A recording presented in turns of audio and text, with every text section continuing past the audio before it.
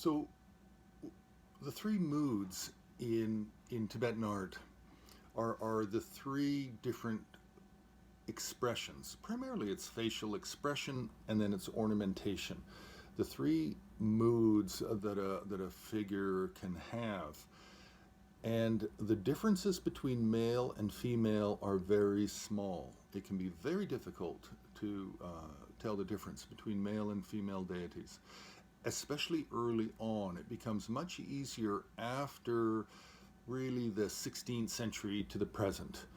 Prior to that, it can be very difficult.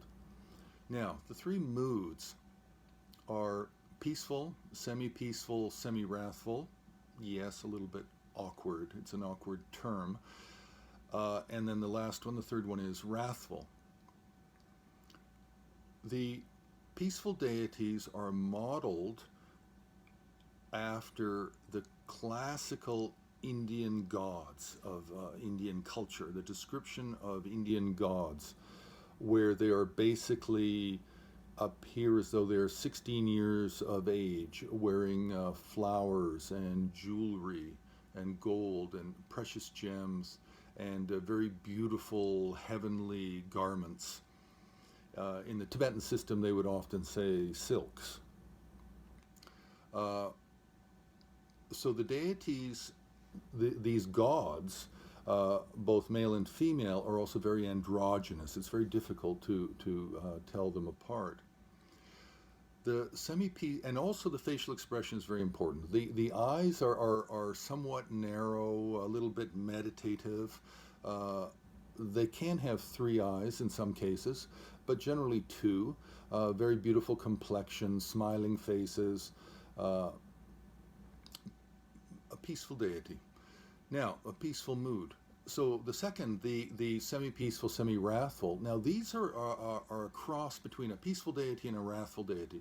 So the eyes are opened somewhat more, and the mouth is open, and the canine teeth are sort of half size of a wrathful deity. So they're showing some teeth. There's a bit of a grimace in their expression.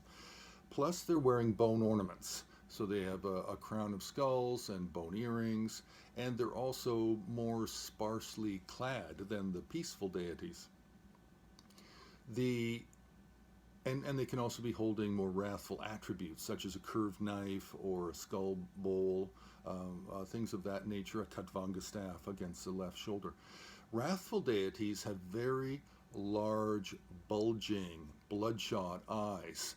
They have hair that tends to flow upward as if it's in a big wind or it's flaming, and the hair is orange or yellow in color.